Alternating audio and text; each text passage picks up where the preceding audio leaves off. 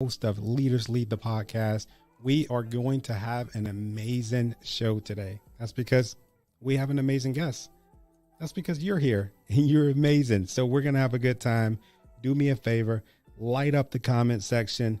Let me know that you're here. Type in the word here and also tell me what state or city or now country that you're listening to the show from, and share the stream with your friend. This is going to be a really good show.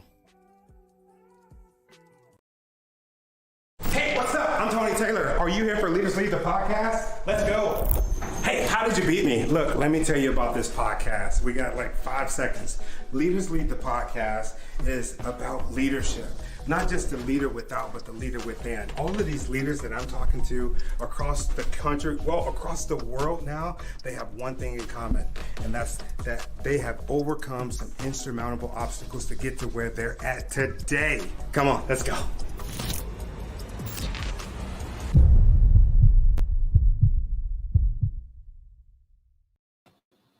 Hey, welcome to Leaders Lead the Podcast. I am super excited today. We have none other than Jake Edwards. Man, I'm super impressed by Jake. I've always been impressed by him. I met him a short term ago, and just from talking to him, man, I realized that there was something very special in him. The way that he organized, that was the first sign of his leadership. He and we worked together. Well, I volunteered the remote podcasting services for Reunite the Fight, an event that he was organizing. And once I got there, I noticed that he carried this special trait, right? The special trait of a leader. And that's a leader of servitude. Every time I saw him, he was like, "Hey, brother, is there something that you need? What can I do?" He's handing me a beer. Is it okay if I say that you were handing me beers, Jake? You can see me in the back. But Jake is an amazing dude. He's a Marine veteran, and he's also the CEO of Lead Tactics. Here's a video to show you a little bit more about Jake and more about what he's about. We're not scared of death anymore because we've seen so much of it.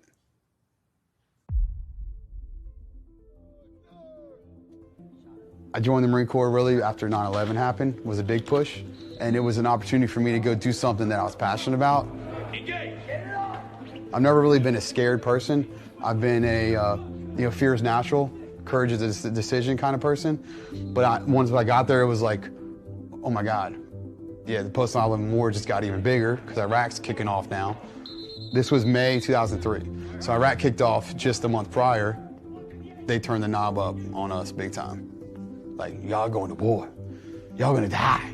I mean, it's funny, it's all relative, because after real combat, that's just like a laughable comedy. In 2004, we got there. We were in that was our AO, was Abu Ghraib prison, and then around Fallujah, Karma area. First day, we got hit with an IED. You know, it was literally game on. It was the deadliest place in the world at the time. Not just because it was a combat zone in Iraq, it was literally the most dangerous city in the entire world. The platoon I was attached to started out with almost 70, came out with 19 in less than 3 weeks. The first Marine I saw get killed basically got shot. We were leaving the house, just cleared it. Some guy ran in the back and just sprayed some rounds in it. Two of them hit him, and it hit him right outside his plate, and he basically suffocated to death in front of us. His lungs collapsed, and he's just staring at us like this. You know, trying to breathe. It really made me more humble than I ever was.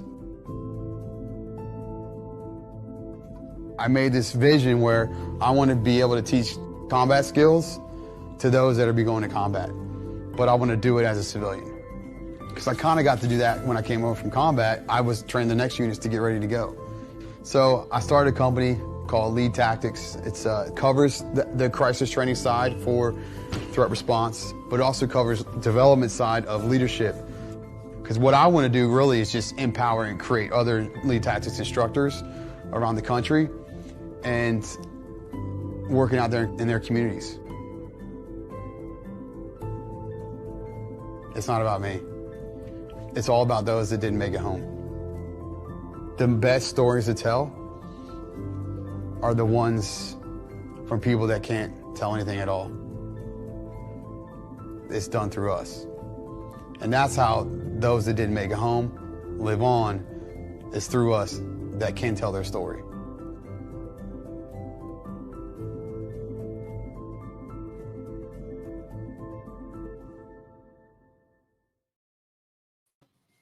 Hey, welcome to the show. What's up, brother? What's up, brother? Dude, what a impactful video, bro. I know that I know you don't like me saying this, you know, as far as you being a hero, right? You got to know that you're not just a hero for one of my heroes for the things that you've done before, but dude, you're a hero for the stuff that you're doing right now, man. You're doing some amazing work. So before we even start talking, bro, I want to say thank you. I appreciate that, man. And I don't even know where to start with that hero term, because in my perspective, I always say, you know, I'm no hero, but I've walked beside a few. And you know, all the combat veterans that I know, that's usually the response you get when they hear that term, that hey, you're a hero. But I mean, I respect everything about you, and you saying that to me means a lot. And but the heroes are the ones that didn't make it home. The heroes are the ones that we share their story about. Wow. But I want to say this to you, man. First off, wearing my shirt on the show, like you not wearing your shirt, I don't see that. Okay. So I sent you my shirt, and it got there, thank gosh, in time, because I just sent it last Friday. But I want to acknowledge that Tony's wearing my shirt, same one I'm wearing, and Oh yeah. And the branding part of that is, bro, that's all it's about, man. You're wearing my shirt on this show. That's your show. So thank you for that respect right there. No, man, thanks for sending it. It's actually a dope shirt. I put it out of the package and I was like, man, I like the way this shirt feels. Dude, some people, they send me a shirt and it's like this 100% like tough, like cotton, where you pull it out and it like cut your skin when you put it on. I didn't get that with this. I'm like, man, I'm gonna wear this, man, and I'm not even gonna wear it. It's not even gonna be a gym shirt, dude. This is dope, man. I appreciate you sending it to me, and I got one that's going to be coming in the mail for you as well. I love the branding, the red and black. Well, we're matching. I think this is the first time ever that I've done this show without wearing my own gear, so I appreciate it, man. I appreciate the new outfit. Some people think I only own one shirt, so but I know. Well, you rock the podcast in over here in Gainesville with your Inspire shirt on, and yeah, man. That's first time I saw that shirt too. I was like, I didn't know who you were, and I was like, yo, that guy's branding pretty strong when I first saw you with your shirt. But basic, simple, but the words right there, you know, hashtag inspire. So before we go, for me, let's just have this conversation shift on where did that come from? Where did the hashtag inspire come from for you? I love it, dude. This is what I'm talking about. Before we started, just like I tell everybody else, dude, it's not an interview, it's a conversation. So you got questions for me. I love that you asked me that. For me is coming from a place of not always being inspired, right? They say that if you want love, you have to show love.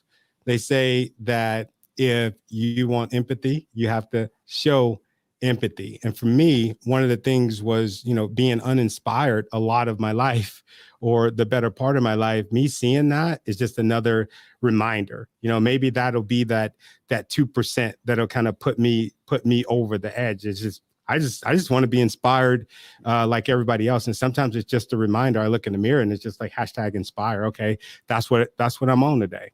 I'm going to inspire the world. You know what I'm saying? But that's what it's about. Yeah, man. Yeah, the event.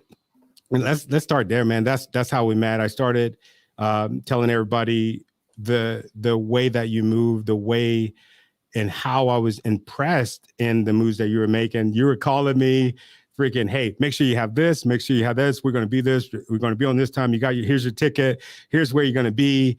Dude, I was like, oh man, I love this because it reminded me of being in the Marine Corps again. And as being a civilian, I haven't had anything like that to where I didn't have anything to worry about. Am I the only person that said that to you as far as your coordination in the Reunite the Fight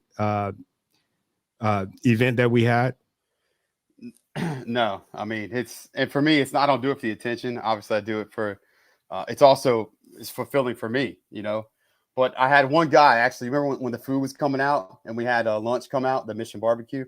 Yeah. I was taking some food out to some of the guys on the course, and one of my buddies who he actually graduated same high school I did. I haven't seen him forever since he got back from Afghanistan, like almost a decade ago. But he came to the tournament and I was taking chow with him. He's like, man, I can't believe you even got out of the Marine Corps, because you're like the best platoon sergeant that there ever could be. Like, you just take care of people. And I mean, obviously when I get a compliment, I don't get like an ego or a big head or like, this is not my nature. It actually makes me want to continue to even getting more efficient on supporting the development and the team mentality for others.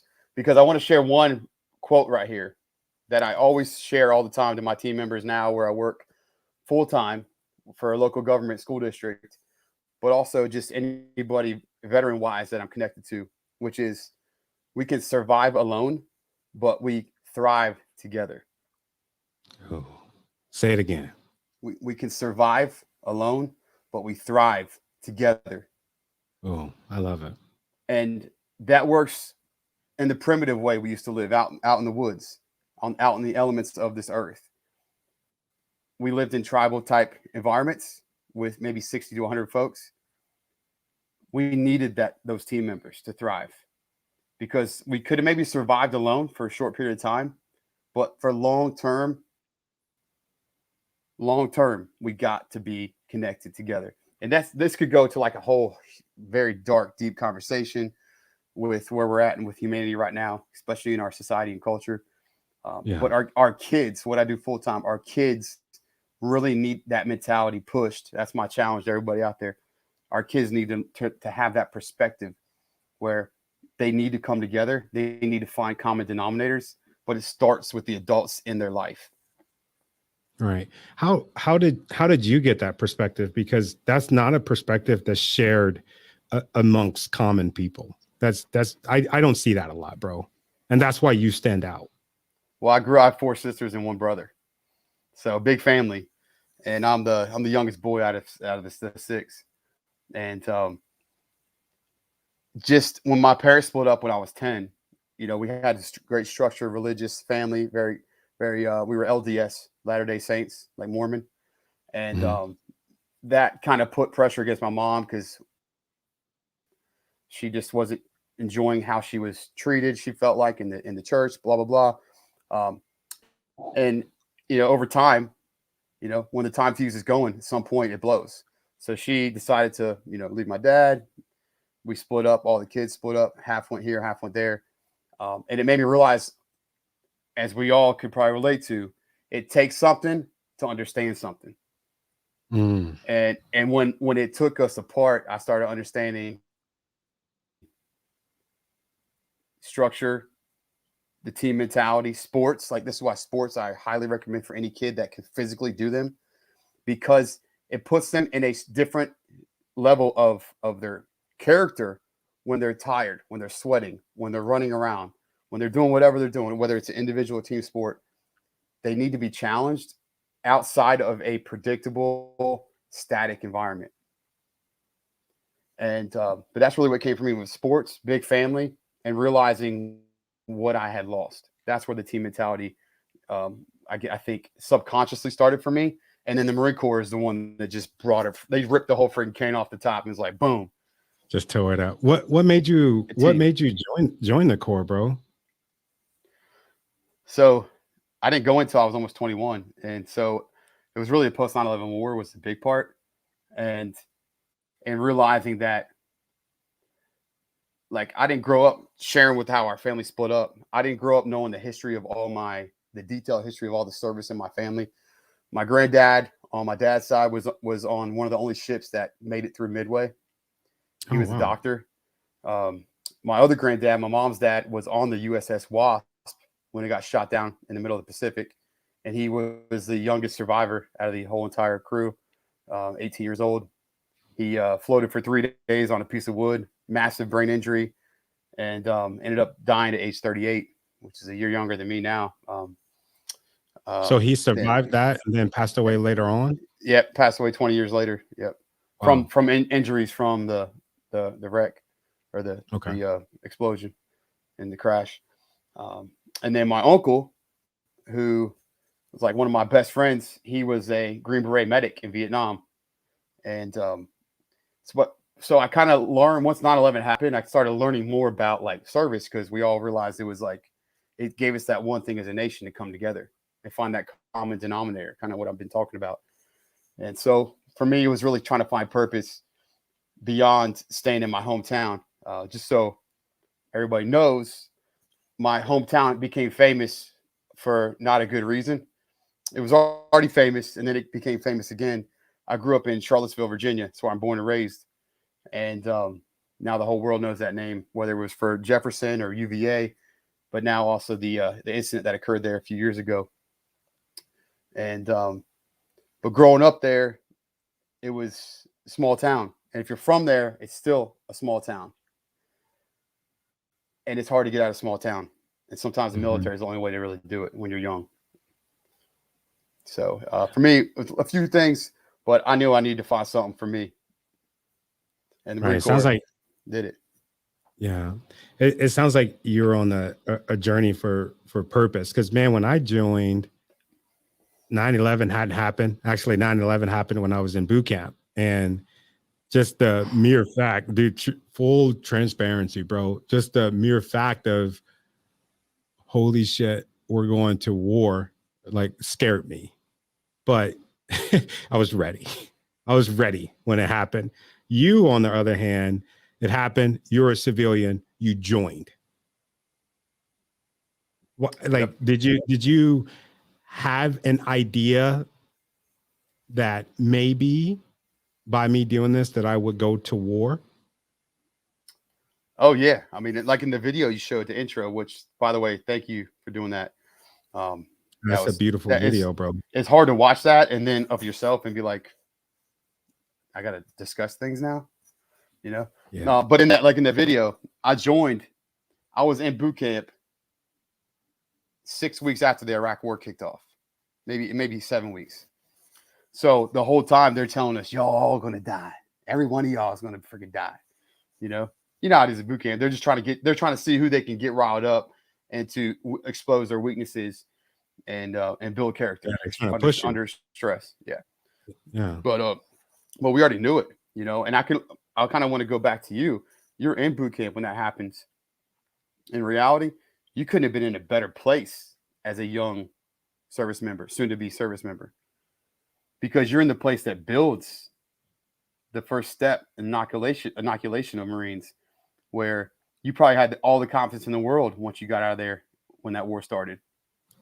Bro, honestly, I did not understand what was going on.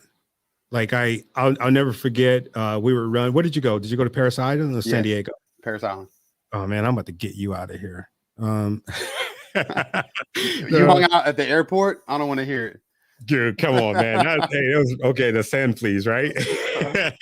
But alligators.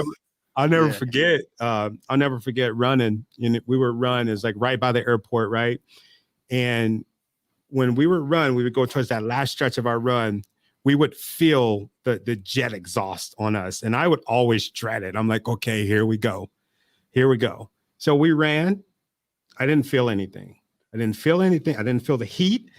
I didn't hear the planes taking off and landing. I didn't, none of it. The airport was freaking empty. And I'm just like, this is weird. Like, what's weird about this? And then for some reason, our run got cut short. And I'm whispering and I'm telling my boys, like, dude, there's some weird stuff going on. And of course, they're like, Tony, shut up. Well, Taylor, shut up, recruit. And then we go back and we're in the squad bay. And all of a sudden, I hear the drill instructors, they're throwing stuff against the window. And I'm like, okay, they're just kind of messing with us. They call all of us on the quarterdeck. They're crying. And I'm like, man, this shit is real. They wheeled the TV out, and they showed the planes hitting. And dude, it was so quiet. It was so quiet. They turned the TV off, and shit just got real. It got real. The sit-ups, the push-ups, none of it hurt me then, because it was like, okay, I had a purpose before, right? My purpose was to go and take care of my family, take care of my daughter, and ultimately, you know, become the man that I felt like I needed to become. But this purpose was something that was way greater than what I could ever even fathom. So none of it hurt me. And it did build me up to be like really strong. I can endure so much. My biggest weakness is seeing other people in pain and seeing other people suffering. And I think that you kind of have that same trait, but it's just weird, man, just to think about how the difference in like my experience versus your experience, because I don't know. I would like to say that I still would have joined, but I don't know if I still would have joined. You know what I'm saying? For sure. Absolutely. And I think the other thing, well, we could go in that conversation too. Well, did you join because you wanted to get something that you didn't have? Or did you join because family legacy? Did you join because of, you know, athleticism per se, you know? Yeah, no, I was a loser, man. I was skipping school. I was smoking weed, and I didn't have enough discipline to go back to school. I would always say, hey, I'm going to go back to school. I'm going to go back to school. And I would never do it. My mom thought I was going to school, and I had became basically a statistic. I was a disappointment. I had a baby on the way. I'm freaking 17 years old and a high school dropout. I wanted something better for my legacy, something better for my family. And that was going to be the answer, right? That was the answer. So yeah, dude, that's exactly why I joined. And I wouldn't trade that for anything, because if I wouldn't have joined, not only would we have not ever connected, but I met thousands of people right now that I consider to be my best friend, you know, because of that service, because of that camaraderie. There's nobody like you and I do. Like we could, just like when we first met, it's like, dude, we picked up like we knew each other for freaking years. And that was the first time that we had ever talked, not even to mention the first time we ever, you know, laid eyes on each other, which is weird, you know, yesterday, right? Yesterday, I didn't know what to do, because the whole freaking TikTok challenge, right? The whole TikTok challenge with the, you know, national threat. And of course, in the back of my mind, I know that, you know, people do these things, they say these things so that they can get fear and terror out of us. But, you know, my girls are going to school, and I'm like, I don't know what to do. You are the first person that I called. You know what I'm saying? And you gave me the best advice, the best advice. And I want to say thank you for that, bro. Like, and for the folks that are listening, we weren't even supposed to talk about this thing, but we have to, because, I mean, this is today. I mean, we've been looking at the news and all of the stuff that was supposed to go on. I don't think nothing really happened, but like, what's your take on that? Yeah. So, well, first off, I'm honored to be able to be someone you think of for those moments to reach out to. You know, holding frame, you know, under stress is one of the most underrated characteristics of a leader.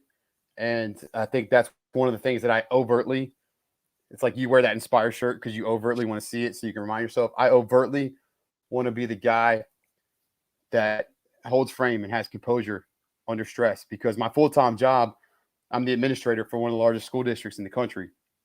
And I'm oversee all the security crisis readiness training. So why kids do their drills and what to do for their drills, all those kind of details, and also the staff development training. So to start with that whole question, it really comes down to it's how we react to stuff that's outside of our control, where these social media challenges, these social media, it's bait. It's clickbait. It's throwing it out there and seeing if it sticks against the wall. And kids just repost it and reshare it. Some will take it, modify it, and make it deliberate to their specific school. And if you look at what happened today in New York City, they closed their entire school division. No, I didn't know that. Because of it. And I'll bring this up, and you bring this up because our next generation is the reason why we do so much and we put so much in every day. It's the reason why you have that hashtag Inspire shirt. It's the reason why I started the company Lead Tactics. It's because we were them last generation. And if we don't invest in them, and this is how I look at it in schools. I left the government sector. After the Marine Corps, I did government contracting work. I was attached to assigned to a active duty training command for 6 years. And I taught combat skills for people deploying all around the world, civilian, military, and so civilian DOD and uniformed services. We were the ones that pioneered the entire active shooter response for the whole entire military. In 2011, the command that I worked for a command and I shifted over on the other side of base with another command. And that one I shifted to had just lost a few months prior 9 advisors from their command that were trained and went to Afghanistan, and they were all killed in one active shooter insider threat attack from one Afghan colonel. And they all were armed, and 9 were killed. Well, from an Afghan colonel? Yes. I don't want to go too far into detail of that, but I want to share where I got started in this active shooter insider threat game. It came from the military side when the green on blue attacks. Do you remember the green on blue attacks we were dealing with? Mm-hmm. So green being the host nation, blue being, ISAF, NATO, us. In 2012, it was the deadliest year for the insider threat attacks. I think there were 62 fatalities for NATO forces, 2012. So our command started changing our training. They revamped everything because those 9 advisors that got killed from it. And I was the one, when I got there in 2012, and I switched training commands from the other one across the other side of base, they made me the lead active shooter insider threat instructor. So huge challenge for me, right? Like, I've never been a police officer. I've never been in a one-way gunfight. I've only been in 2-way gunfights, right? As a Marine in the Battle of Fallujah. Right. And being in charge of this training, we also had to train unarmed folks that were deploying to Europe or South America or parts of Africa. And so I had to learn how to do the armed side and the unarmed side of response for a gunfight. So, I mean, it was a great challenge for me. And so having to do that, I got a lot of reps. I got a lot of time on the saddle. I also had a lot of time having to figure out and evolving as we went. And we created one of the best programs. We had a 4-hour lesson, 2-hour classroom, 2-hour practical. And we had an amazing range that we probably used 95% of the time. That was like Mount Town. Remember Mount Town? For like urban range? It was like one of the best mount towns I've ever got to use. I haven't heard nobody bring that up in freaking years, but yeah. That's cool. Yeah. So, and doing that challenged me to realize, look, I got to open it up a little bit bigger. I got to think about, I train all these students, thousands of students a year. But guess what, Tony? I never got to see them again. I trained them and they'd go away, deploy, and they'd go back to their command, their duty station. And sometimes I see them again if they went and got sent and deployed again. But most of the time I never saw them again. So when these school incidents started picking up more and the media started really pushing it hard for a lot of the school, the school shootings that you've seen. And Sandy Hook was one of the biggest ones. Run, hide, fight. The run, hide, fight concept came out in the U.S. That came out in 2013, just after run, hide, fight. Escape, barricade, fight came out that we taught for the military. And so when run, hide, fight came out, it changed the whole game. The Department of Homeland Security came out with a 5-minute video, and they worked with the city of Houston. They pumped that video out, and Chris Grolnick, one of my good buddies, he's one of the top active shooter insider threat professionals out there in the U.S. He worked with them to do that. But we shifted now for 8 years from the lockdown perspective to the run, hide, fight perspective in the U.S. And I'm telling y'all right now, our schools need us more than ever. Our kids, our staff members, they need combat veterans. They need veterans that understand training and why it matters. They need the community to come together and understand who are the real people that need to teach our kids in our communities how to prepare for these crisis situations. It's the folks that were on the battlefield for the last 20 years. I agree. Do you feel like the Battle of Fallujah, you being in the Battle of Fallujah, kind of prepared you to facilitate the training that you're doing today? Yeah, absolutely. Because I didn't appreciate training until I went through the worst battle of the entire 21st century. Because training, I learned, dude, you saw the video. We had almost 70 guys, and then as we rolled out, we were down to 19 dudes that could walk out of the battlefield. That's how many were hurt or killed. So I learned that training.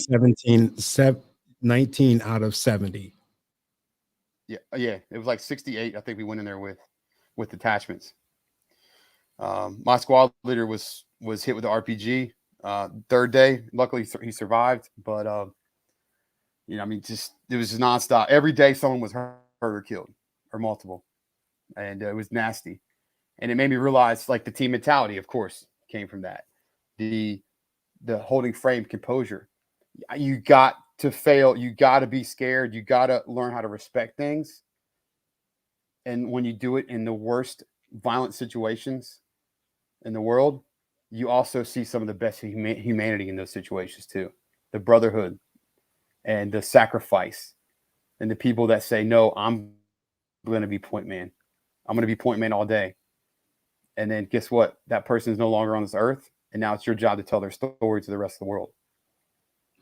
And just for the folks that don't know, what is a point man? So point man is just, let's say we're on patrol. We're doing a room clearing. It's the first guy in line. Which is pretty a significant sacrifice. I mean, especially if you're losing lives like that left and right, somebody that's willing to go first, right? Yeah, for sure. Absolutely. You see the true character of people in the most horrific situations. And I think another thing to add to this that I don't think a lot of people have shared this is I had a specialty job. I was a demo guy. I was a route clearance guy. I'd find IEDs with my mine detector, and I'd also find enemy munitions with my mine detector. And also I was doing the breaching stuff and demolition stuff. But I didn't know most of the people that I was assigned to fight with in this crazy battle. I didn't know them. Wow. We were attached to them in combat. We weren't stationed with them back home. We fell in on them a month after they were already there, and we were attached to them. So I'm fighting and I'm getting moved around throughout this battle for almost 3 weeks, like the main part. Working with different people almost every day. And I'm at E3, Lance Corporal, 22 years old. Damn, you were 22 years old, bro. Yeah, that's old. Some of the guys were 19, Yeah. 18. But it made me realize the things, like the lessons from all this. And I'm going to probably write either a book, but I'm already starting to write stuff to piece it together. I need to understand it better myself. But the lessons from all this is, I don't know who I'm going to work with tomorrow. I might have a new commander. I might have a new team leader, team member that's maybe a peer to me. But when I work in a very dynamic situation, in a very dynamic environment, I got to be able to find the common denominators immediately. And sometimes you need to find them by just visual, without any verbals. The baseline has to be there. You got to set standards in the organization. If you have someone who is brand new, they need to come in and understand what is your style, what is the brand of your team and organization. Those things help connect us for when we deal with things that we can't predict throughout our operation or days. But that's all the things this high level of combat taught me, is that you cannot predict everything. And if you live in the world where you try to do that, you're going to get hit in the face at some point, and it's not going to help you. Wow. I like that quote that you gave. Fear is natural.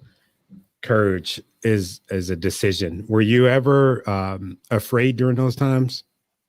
Oh, dude, for sure. I mean, dude, I don't know. Let me see if I say afraid.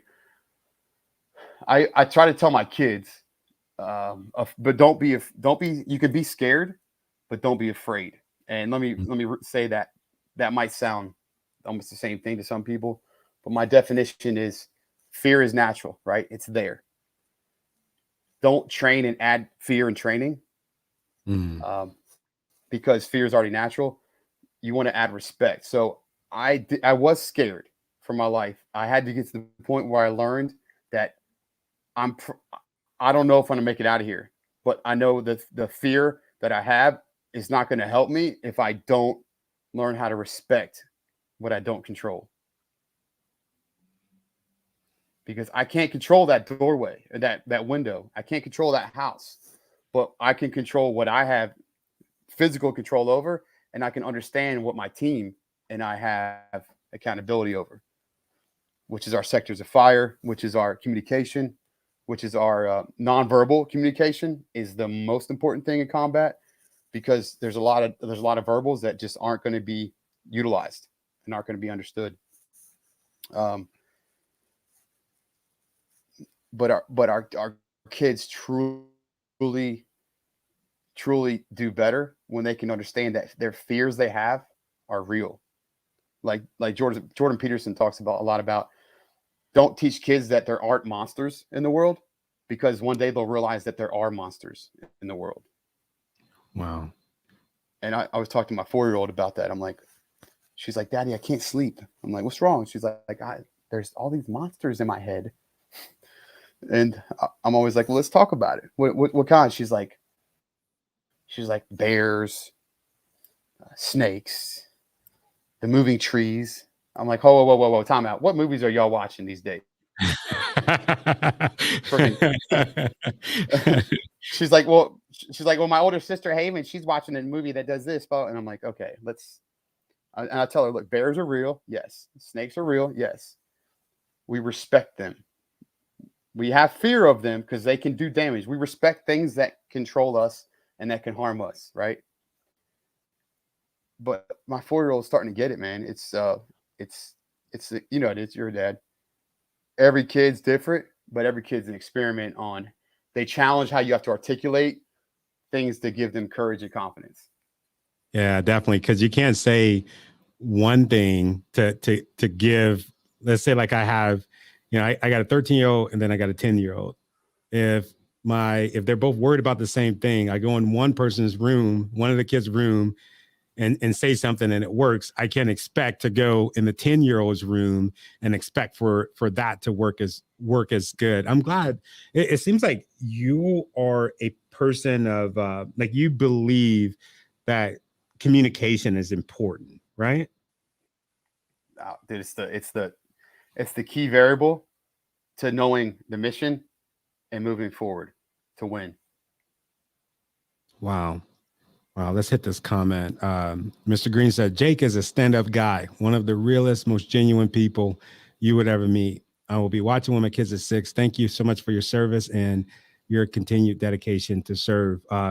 Jake, if you don't mind, yeah, because I know there's a few kids watching. I had some people on Facebook say that they're going to be watching because they were kind of concerned about this whole national threat thing too. If we got some kids and parents that are watching, what is one thing that you think that can say to them, not necessarily to ease their mind, but a tool that you can give to them to use? Because I don't think this threat, I don't think these dumb challenges are going anywhere, right? I think they're popping up pretty much every day, because that's what my 13-year-old said, was basically like, oh, this is old hat. This happens all the time.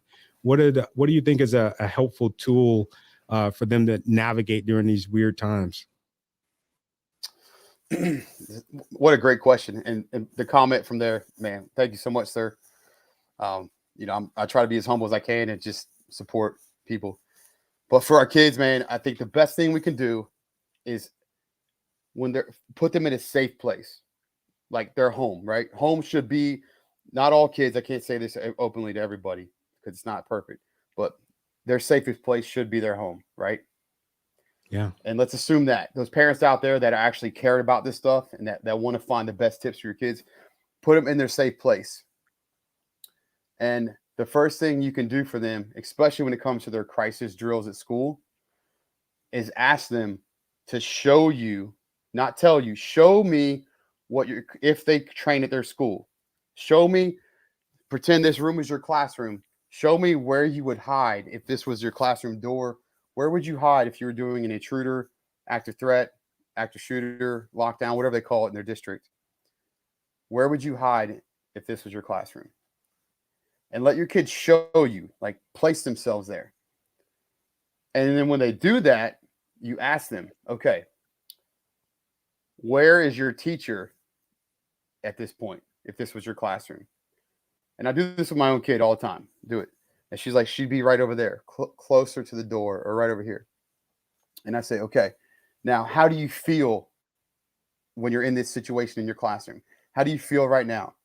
And my own kid, who is she's 8-year-old now, 3rd grader, she'll tell me, Daddy, I feel scared. Yeah. Okay.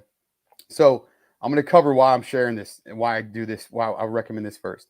So I want to know her feeling right now, her emotion. So my kid's scared. They're practicing. Okay. Like Allen Iverson said, practice. Practice. Like we're talking about practice. Like we're talking about layups and practice. Practice. This ain't the game when the ticket holders are here and they're trying to freaking watch me. Yeah. No, this is practice. Practice, Tony. Come on. Practice is where it starts. Yeah. It's like Denzel's best quote. We don't plan to fail. We fail to plan. So have your kids set up like that and they tell you that emotion. If they tell you they feel confident, that's great. Let's find out why. But my kid says, I'm scared. And I said, okay, why are you scared? And she says, Daddy, because my teacher looks scared. So let's pause right there. First thing is we find out, are our kids being taught in their crisis drills at school by someone who also physically, overtly looks scared as well in this drill?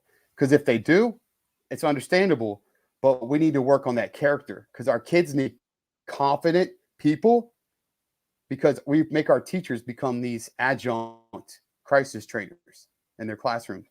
They're not that. They're educators. They were taught, they got a degree, they got a certificate, they teach curriculum, but now we're expecting them to be crisis trainers. We have to put pressure from them at the administrative level and say, look, you might have the best theory-based training for your staff, but the skill set is not matching the mindset. So our kids need teachers that are going to give them some confidence in these drills, but where it actually gives them the reality of tactics to utilize if it was a real moment. Okay? Sounds like leadership. So it will lead tactics is the whole thing. It's also an acronym for lock, escape, alert, defend, as the back of your shirt says. But let me go back to my kid. My kid's in the corner, right?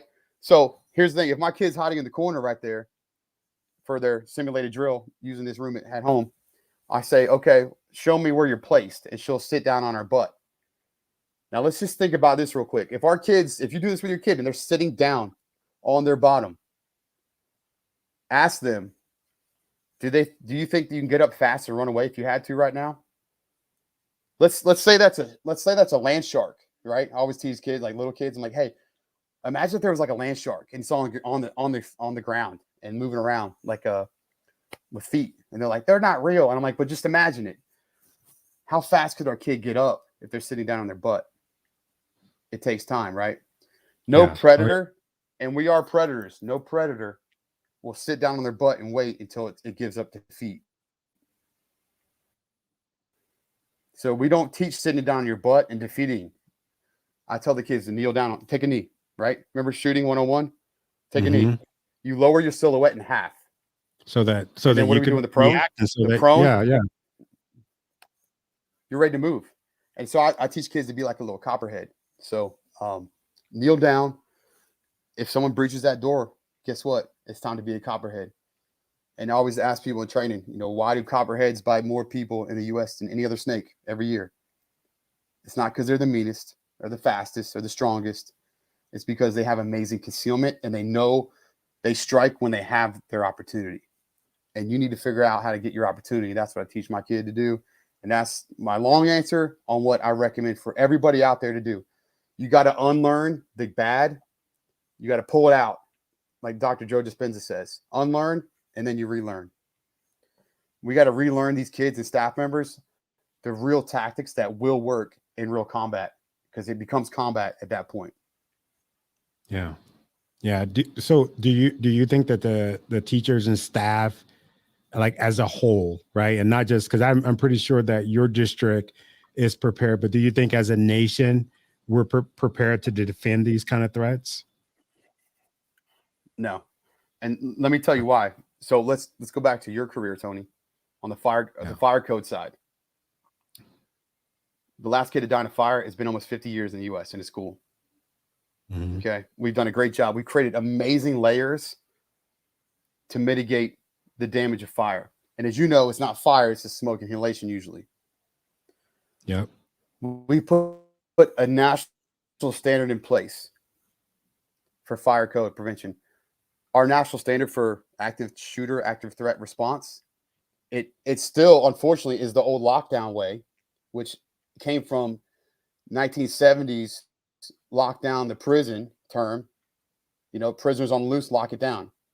Then that was pulled from the 80s term when it came to gang shootings in LA, lock down the school for an outside threat for inside people. And then it just, in 2004, after Columbine, it became this national standard thing. Lockdown was the thing to do. And it's a term that is stuck on the wall. And people use lockdown for every freaking thing these days. COVID, don't go anywhere, stay in place, all that stuff. It has so many different meanings and usage. The term lockdown is still used in most schools. A lot of schools have gone to multi-dimensional approach options too, like run, hide, fight, run, hide, defend options, like lead, what I came up with, lead, lock, escape, alert, defend. Those are multi-dimensional options. Military, we taught escape, barricade, fight. We don't have a standard though. So that's the problem, is there's no standard. And how do we create a standard? Well, we got to meet somewhere in the middle and say, what do our kids, staff members deserve to be taught to survive the real world tactics or threats that are out there? They need options, never absolutes. That's always my answer. Options, never absolutes. I love that. One of the questions that I got, I think one of my kids asked me this. Well, if all of this training that we do in school, which by the way, it sounds like they have different ideologies when it comes to what they're supposed to do. They're in the same district, but they're doing same stuff. They're doing different things. One of them asked me, well, if we're doing and we're training to do one thing, won't the bad guys know what we're doing? What do you think about that? That's perfect. Use that question. Yes. That's why you have to have options. Because look, we all know this, and we've heard this answer from the military side so many times. The tactical situation dictates, right? That's a freebie answer for any question you get out there in the tactical world. The situation dictates. So yes, they also, like, we're training the next threat, right? We're training the next attacker. They know our tactics. That's why we cannot be predictable. We must be advantageous. We must look for opportunities. And we must always evolve and think that, look, just because you think you're going to be good, the fight's not over yet. So let's talk about that real quick. Parkland High School, right? I got to see twice the entire shooting on video at a conference, twice. It was nasty. He didn't go into one classroom and shoot anybody. He shot them in the hallway or through their classroom door and window panel. That's how he killed people. Those two options, those two ways. As his attack went, it was jacked up. It was crazy. The either someone pulled the fire alarm or the carbon from the gun made the fire alarm go off. So on the third floor, all the kids were evacuating down the stairs, and he's coming up the second set of stairs, and they see him, and they bolt back up, and they try to go back into their rooms. It was crazy. One of the classrooms, the teacher locked his keys in his door because their tactic was, like most schools teach, and you know this, Tony, because of smoke spreading and fire, close your door. Even though you know that really only works for full hinge fire doors, right? Right. You know, but they're still taught non-fire doors, whatever classrooms, just shut your door. I don't know why. It's a tactic because it's that's easy. utilized. I think it's a lazy tactic. Yeah. It hurt Parkland because they conditioned themselves. They were conditioned to go back to their original classroom instead of they could have gone wherever they could have gotten into, right? Just get in somewhere, fill and flow. So one classroom couldn't get in because the teacher locked his keys inside of his classroom, and they're sitting there. He's trying to get to check his pockets, get the keys out, and he doesn't have them. And I think 3 to 4 kids were killed right there because of that, and a few of them were able to escape out of a secondary exit. And that was pretty much the last part of the shooting from inside the school.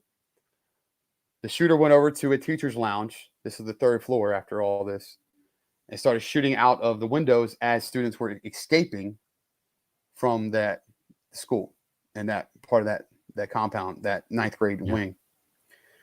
And they had hurricane glass. So hurricane glass has got that, extra layer of film. So the bullets would hit and they just dropped. So he didn't actually shoot and kill anybody as they were escaping. The bullets weren't effective. But guess what the shooter did? He dropped his weapon, dropped his kit, flew out the exit, blended in with the audience of those escaping and the bystanders and victims. And he ran out to Walmart about a mile away. He went to the McDonald's at Walmart and bought, I don't know if it was fries or a drink or something, and sat down. And somebody saw him and said, "That's the crazy kid," because that was his nickname, was like the crazy kid, even before the shooting. My whole point is, just because you think that you got to safe place, the threat evolves and moves with us too. So don't think you have the tactic down. You need to have many tactics, and you need to have many options. Wow. So it sounds like we need to be training for this freaking pretty much year round, just like we do fire drills and all the other types of standardized drills that we have. Sounds like this definitely needs to be a part of what we do yearly, right? It is. And most states require, fire, as you know, for education, fire drills are 1 per month, as you know, from your experience. Most states don't require a active threat or a lockdown drill every month. It's oftentimes they need them. I think the state of Virginia, it used to be 4 and went back to 2. Now it's at 3. We do 3 per year, per calendar year for the school district. And I honestly am a believer of we don't need to overtrain. What we first need to start doing is properly train. And what does that look like? That looks like we're actually using case studies. We're looking at data. And let's talk about that. The Secret Service came out with a report this year. It's called the Averted Targeting School Violence Report. They looked at 60 plus case studies. And out of those case studies, almost all of them, more than 50 of them, the attack that was averted, the planned place that the attack was going to be in that school was in places outside of the classroom.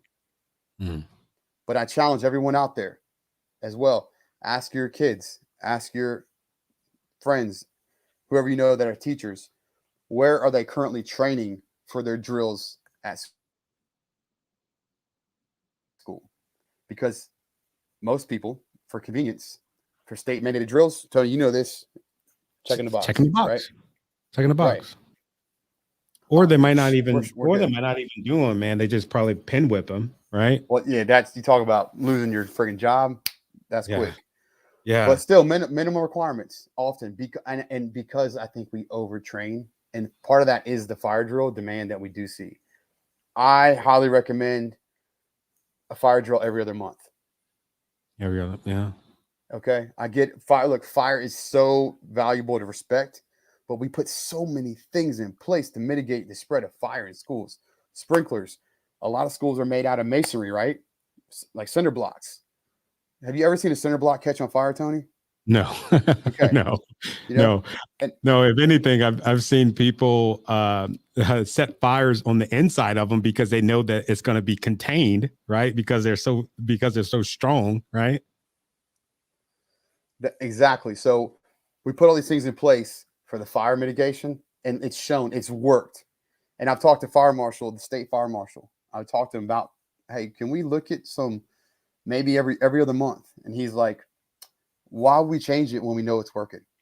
And I'm like, I get it. There it is right there. They think it's all working that they've done for the last 50 plus years. That why change anything now? But they don't see the blend of the other drills. Yeah. Yeah, they'll change it once they realize that in all actuality, it doesn't work. Maybe that one section works, but what about what you're doing? You know what I'm saying? They need to make room for what you're doing, because I think what you're doing is honorable, and it needs to be respected more, which I don't know, like, what the hell is it gonna, like, what is it gonna take for us to respect the fact that there is a threat out there that is threatening like our most prized possessions, like the future leaders of this freaking country? Like, to me, that's more important. Perfect. Has the world ever been safe? First off, No. Okay.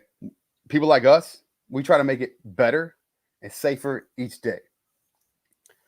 The second thing is can you guarantee my safety? No, I cannot. Exactly. So we have to, again, the unlearn before we relearn. We have to accept where we are. And this is a perfect spin on getting back to leadership. I challenge everybody out there that understand that leadership is something that anybody can have. It's a skill we need to learn. We need to get better at. We need to overtly work on. There is natural leadership. Yes, there are people that we will naturally follow more than someone else. It's because of their demeanor. It's because of their composure. It's a lot of probably subconscious things there too.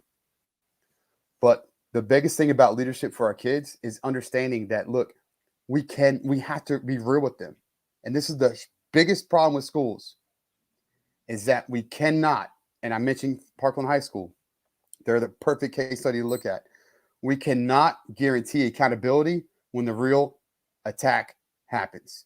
Accountability of students and staff is gone. But schools can't train that way because it just, they say, we guarantee, we tell our staff, our parents and our guardians, we have accountability, we have this. I'm telling y'all right now, you don't. I saw it in combat. The most highly trained conventional force that the U.S. military has, the Marine Corps, the infantry folks. Hoorah. Hoorah. I was attached to them. I was a pogue. Okay. We used to say we're pogue-ish because we were attached to the grunts. Like, but I'm telling you right now, we have to make sure that we be real and accept where we're at today. And that's even with leadership. Accept where you are today, because you might have this grand vision plan down the road, but guess what? You won't get there until you know what track you're on. And that starts here. Damn, dude. Thank you. Dude, thank you.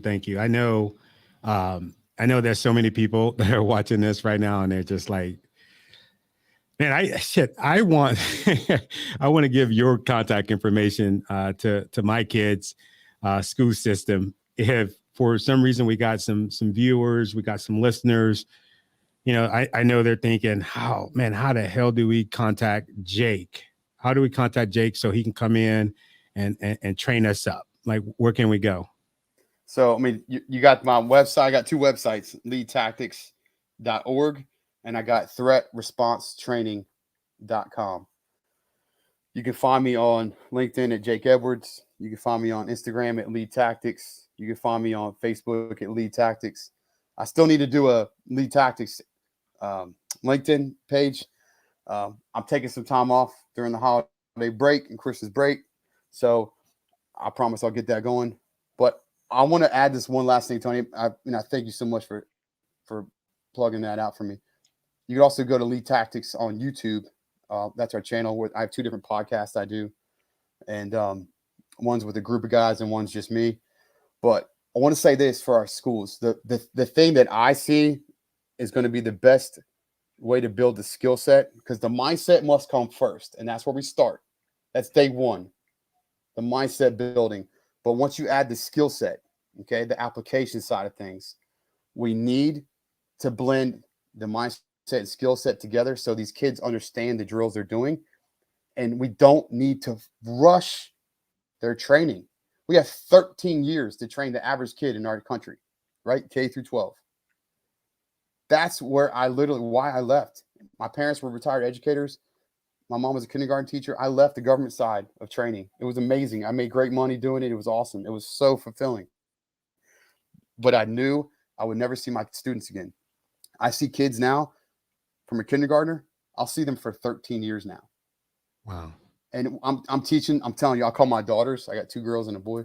I call my daughters princess ninjas, and they love that term. They love it. We got to teach our kids to be brave, to have courage, and understand fear is there. It's natural. And let's talk about our fears. I even do this with adults. Let's pull out the fears. Let's pull them out, and then we discuss one by one. Why do we fear that? You ask them this in your training? Absolutely. There's so many different things of training I do. It's not like I just do one thing. I'll work with staff. I'll work with students. I've even spent 2 days at a school, full days. One day I rotated with staff the entire day during their encore breaks. And then the next day I rotated with students on their encore breaks. And the feedback from that principal and the parents could not have been more beautiful. They want me back there every year. And, we got almost 100 schools in our district, so it's kind of hard to commit that much time. But my challenge to veterans out there is, seriously, if this sparks your interest at all, talk to your communities, your school districts, your principals, and ask them, do we really say that we're doing everything we can? And if you are, what are the professionals out there saying? Because we cannot let a principal think because they did a good job getting their administrative master's degree and they did a good job on their evals as a teacher, think that now with that degree and that teacher background from managing a classroom and curriculum, that they know how to run an operation of an entire building and system. Our security folks out there and the professionals out there in that world, in the world we come from, Tony, we need to get more involved because we know what real combat and stress looks like. And we know what's needed. Dude, this has been so good, man. It's so crazy. We were supposed to do this episode a while ago, but who would ever thought that we would have did it today, right? A day that was, this is much needed. We weren't even going to talk about this before. We got Dave and Denise Franklin. Do you need help with this in Washington State? Everywhere. Denise, David, we need this everywhere. And we have to start asking, do we need to push a national standard from combat veterans? Because we know what the combat and crisis looks like. If we have to, we will. We'll do business to business connections and make it happen. Let's do it. And then, or do we need the localities to do it or the states to do it? Yeah, he's definitely a guy that can help make that happen, especially out here. He's a retired fire chief. I can definitely put you in contact with Dave. So yeah, dude, let's make that happen. Dude, we got some. I want to say thank you to everybody that checked in. If you're watching this and you haven't commented, do me a big favor. Type in here. Let me know that you're here so that we could acknowledge you. Denise and Dave Franklin, thank you.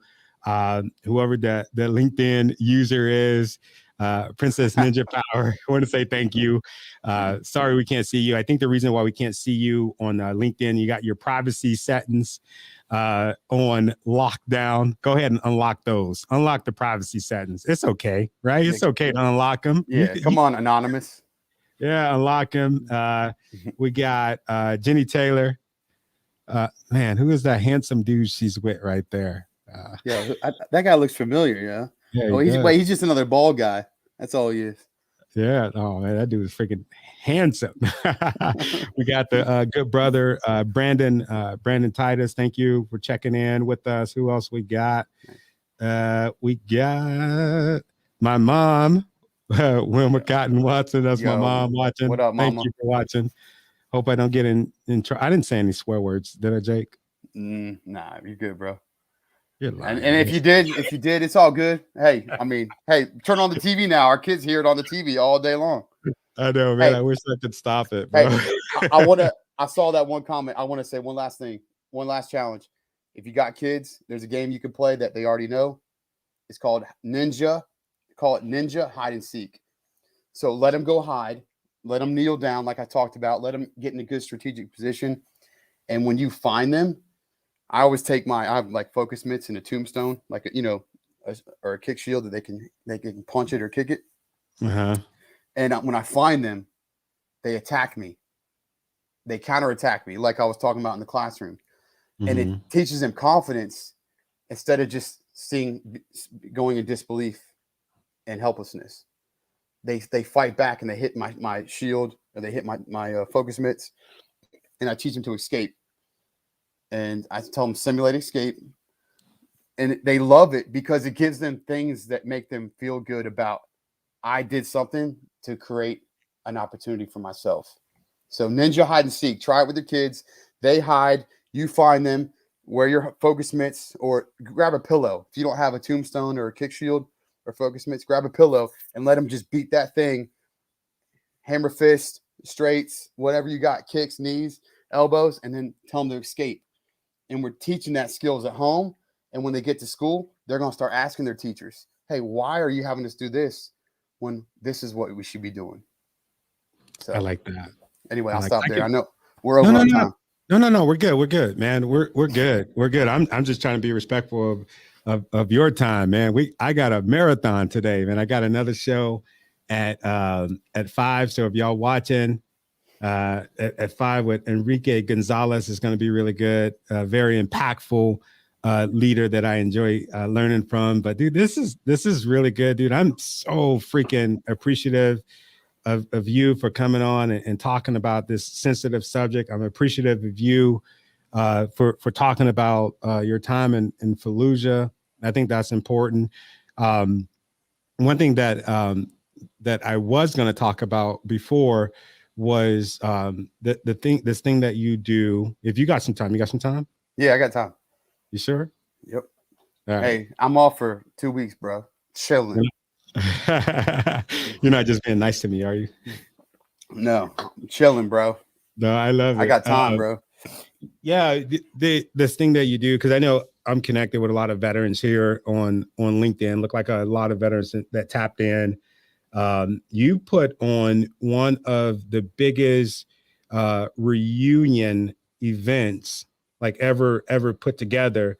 And I wanted to talk about that a little bit because before, I'm not going to lie, bro, before I would get like emails and messages from different people that were going and they were planning that. I would look at it almost like a high school reunion. I've never went to a high school reunion. I thought that it was weird because I was just like, dude, I didn't want to be around y'all then. I don't want to be around you now.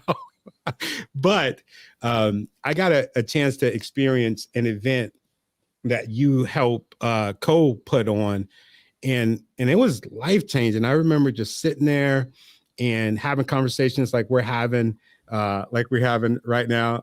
It looked like Dave said, me neither. I don't think nobody likes to go to those, but I remember sitting around and talking. I kind of got emotional just talking to some of the other people. They were in the Battle of Fallujah. They were in other, combat operations, and just seeing people when they came in the door, right? They're like, hey, what's up? How you doing?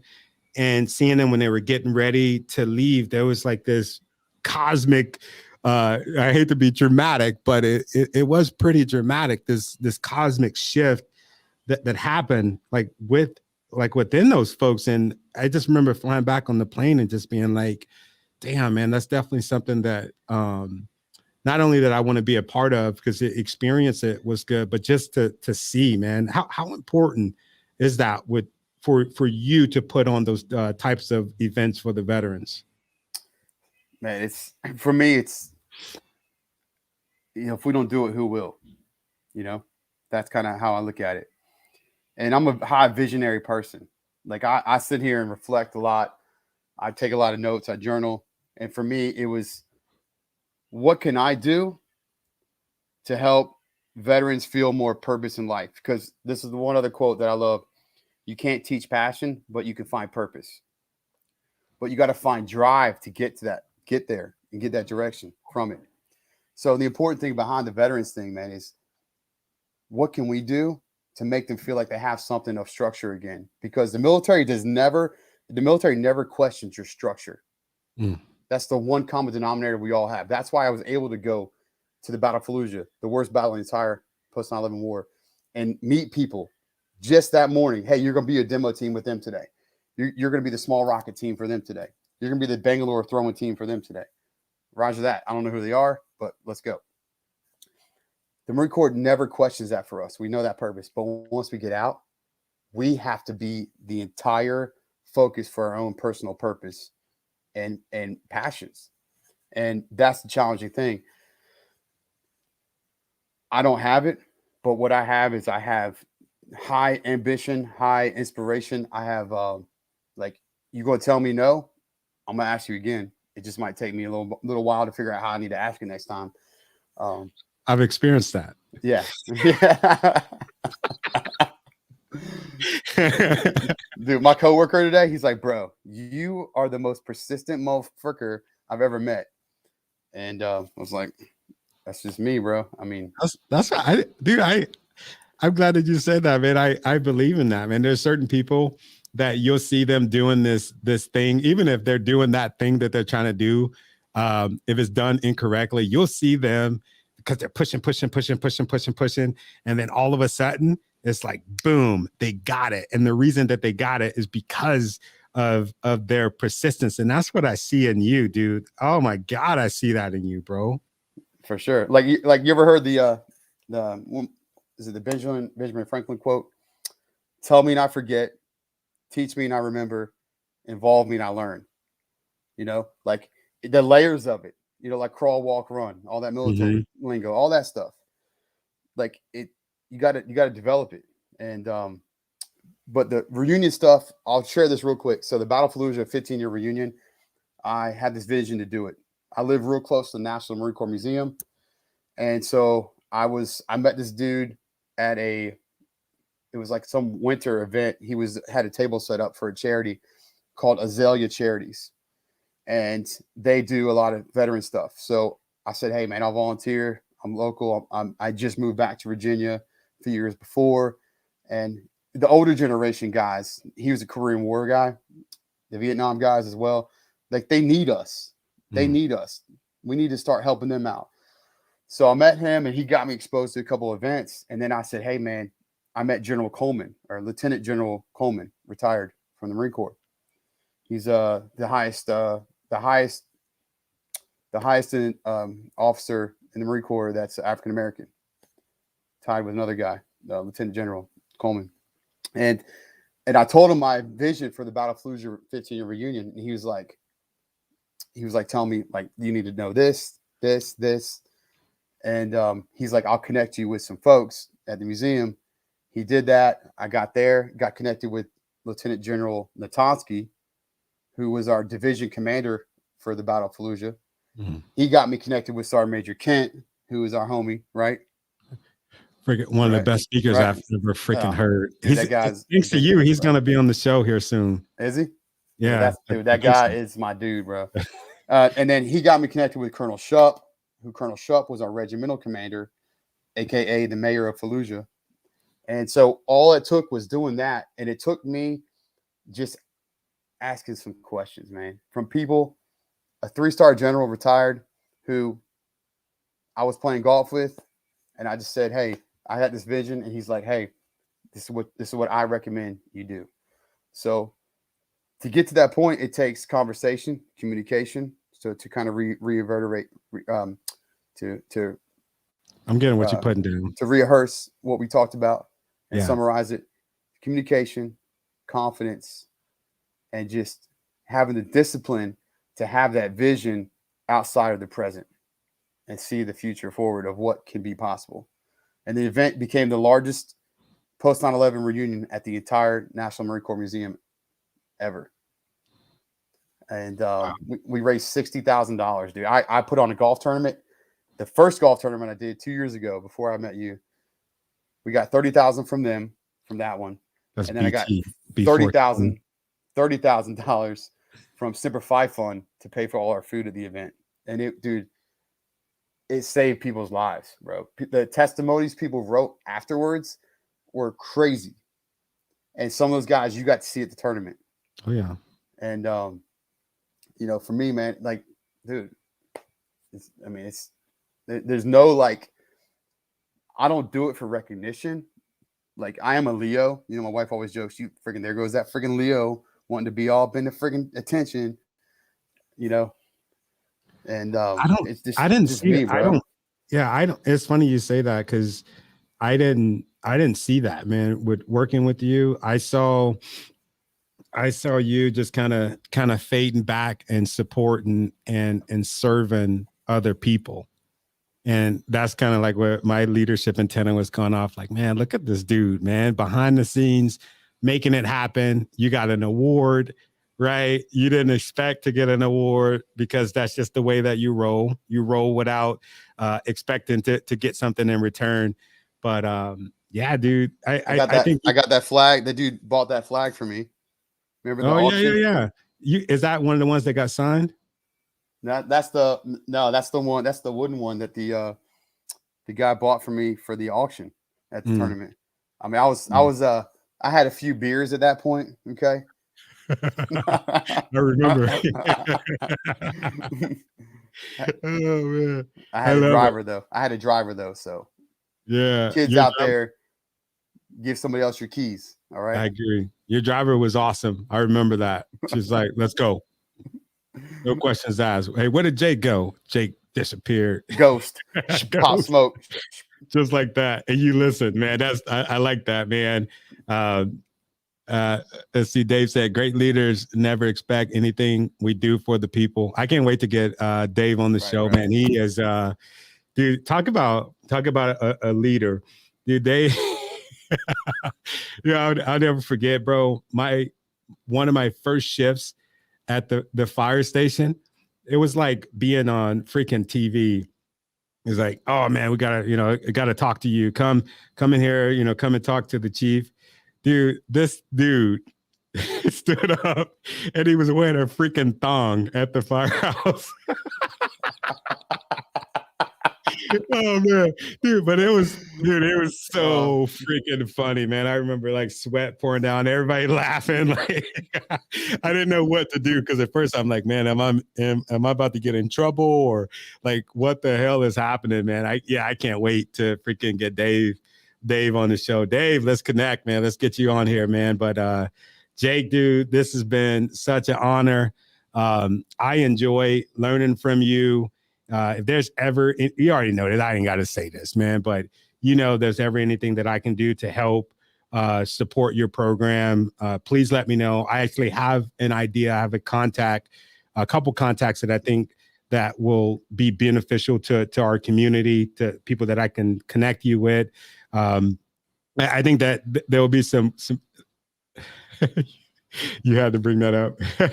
I think that there'll be some amazing synergy with some of the people that I think I can connect you with to bring that training here in Washington State. In closing, man, what's your legacy, bro? I like that you brought that up, because that's my one podcast I have is called The Weekly Pill. And the PIL stands for purpose, impact, leadership, legacy. So for me, legacy is all about what can I do to influence the people that I get to be exposed to during my physical life, the people that will remember me after my physical life is over. And most of that will be my family and kids, you know, my siblings, my nieces and nephews, my own kids. So, but I think it comes down to character. And the one thing that matters so much, and it took me having a supervisor, team leader that treated us this way to where it took me to understand it, which was, it's not about so much as what someone says to you in life and the memories of what they said, but it's really about the way that their character made you feel. So I want to make people feel like they matter. I want to make them feel like they can get energy from me, because as a formal instructor now for over 12 years, post Marine Corps for different government organizations, my goal as an instructor is to control the temperature of the room subconsciously, but also give you energy that you can use for later. Because the best trainers out there, it's not about right now, it's about what they make you think once training is over and what you do with what you're thinking about. Wow. Wow, dude. Thank you, man. From the bottom of my heart, bro. I appreciate our friendship. I appreciate you taking the time to come on the show. And for the viewers, if y'all are stand by, I got an important video to show you. And also at 5 o'clock, that's in an hour. Again, we got Enrique Gonzalez. Please feel free. Not feel free. I want y'all to come check out this conversation because it's going to be powerful, just like it was with Jake. Jake, stand by, and thank you, bro. Thanks, brother. Whew, that was great. If you enjoyed this podcast, well, I'm sure you enjoyed it. If you're still here with us, what I want you to do is head over to your favorite podcast and streaming network and give us a download, subscribe to the channel, and also let us know what you think about the show. And from the bottom of my heart, I want to say thank you for the things that you've done. Thank you for the things that you're doing. And especially thank you for the things that you're going to do, because I know that you're going to do something amazing.